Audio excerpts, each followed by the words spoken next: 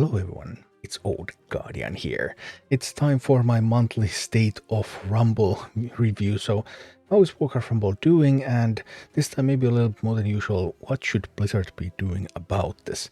Because these are Rumble's figures for April. On iOS, 9,000 new downloads, down a little bit, $200,000 in revenue, down a lot. On Android, 9,000 new downloads, down a little bit, $200,000 in revenue, down quite a bit as well. So total of 18,000 new downloads on mobile, $400,000 in revenue, mobile only. Note this does not include any of the PC numbers. But these numbers obviously are not very good. So if you look at Warcraft Rumble's downloads per month for the last 12 months, new downloads, note, then this was the second worst month for mobile on Warcraft Rumble that has ever been. So only February 2025 with 16,000 downloads has been worse. Yeah, not a whole lot of new players coming in. Of course, there's still some new players coming in. So if we take a look at this whole last 12 months, that last 12 months still adds up to 550,000 new people who have tried the game.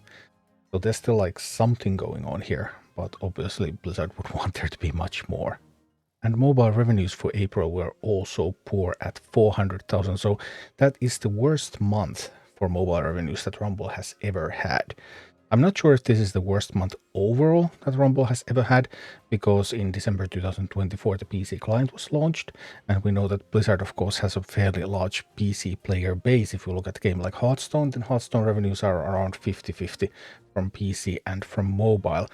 So this might still be better than the disastrous September 2024 overall, but that was very low revenues. The Lich King event didn't carry as much as I had hoped.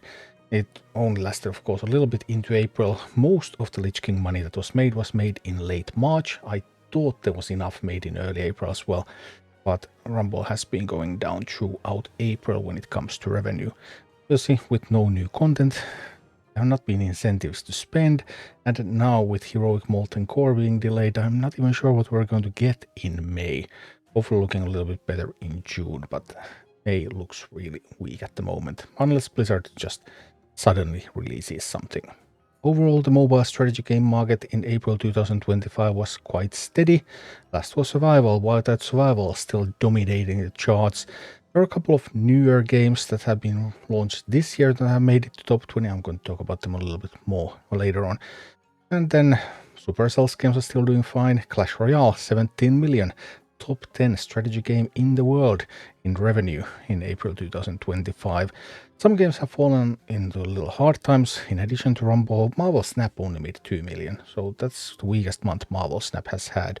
AFK Journey also doing pretty poorly out of those games that I have been following.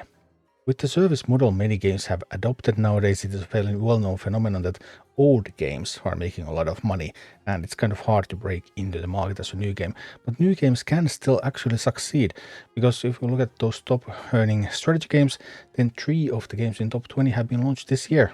There's Dark War Survival, which is a city builder. There's Kingshot, the builder. It has some super simple real-time combat where you just move around and don't use any abilities or anything alongside it. And then there's DC Dark Legion, bit of base building, and then there's turn-based team combat. You can auto through that, so reminds me really of Marvel Strike Force. Well, Marvel and DC, they always have to have equivalent things, I suppose. Only one of these has the benefit of major brand, the DC game. But other than that, new games do rise up. But what about Rumble? Blizzard has lately been trying to address some new player concerns. The latest patch actually included nerfs to some of the very first campaign bosses. Goldtooth was nerfed, Motherfang was nerfed. So clearly the game is a little bit hard for people who try it out.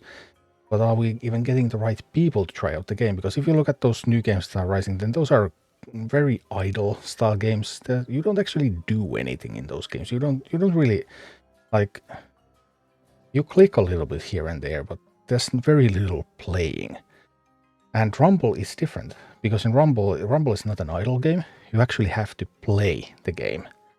Then again, it's also not really a direct alternative to Clash Royale, because PvP is super hard to access in Rumble. There's a huge barrier to entry. You can't just jump into PvP and do PvP all day like you would in Clash Royale.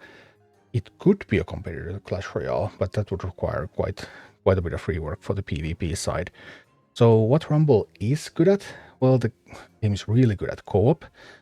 So co-op is actually, it's become really my favorite part of Rumble. But there would need to be more of that co-op. And also, nobody who hasn't played Rumble even knows there is co-op.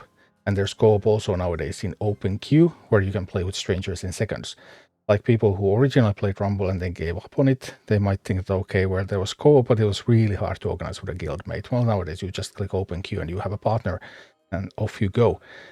Obviously, communication is a problem because there's none, so there's still some things about it, but it can still be fun to play with different people. It is an actual human being who's trying to do something, and you're trying to accommodate them somehow. And what Rumble really is, well, really the Rumble is, it's this kind of lightweight real-time strategy. It's really in the vein of Warcraft, in the vein of StarCraft, so it's really a Blizzard game. It's game style like that. It's mainly PvE, includes some co-op. Co-op was super popular in StarCraft, for example. In StarCraft, 3/4 of the players never played a ranked game. Never. Not a single ranked game. So StarCraft, like, it wasn't really a PvP game if you look at what people actually did in the game. So Rumble would have some of these things, and if you have like low APM, that's zero problems in Rumble. Rumble isn't that fast-paced, but it's still a game that you actually have to play. So it's currently attracting people who are trying to see like, okay, I want a competitor to Clash Royale, I want an alternative Clash Royale, and they are appalled, okay, this is just pay to win. Or then they just, okay, strategy game, let's download a strategy game, and they think that strategy game means that you just occasionally click somewhere and you don't have to actually do anything. And it doesn't really fit those either. But is it really reaching that sort of audience? The sort of audience that maybe used to like Warcraft, used to like StarCraft, wants a lightweight, perhaps a little bit less effort version of those games, and wants to play it alone and maybe with some co-op. Is Rumble actively getting that market? Because if you ask anyone who doesn't play Rumble, they have no idea that this is what the game is like. Right now, May looks a little bit tough because we don't have any real content coming with Heroic Molten Core delayed to the early June, but we'll see. If Blizzard could get their co-op thing together, they could get their marketing together. The game has been making a lot of improvements. I just hope Blizzard has the patience to let it shine and also realizes what the game is actually good at. Thank you for watching. Click like and subscribe if you enjoyed this, and a special thanks to all of my Patreon supporters, YouTube members and Twitch subscribers who make all of these videos possible.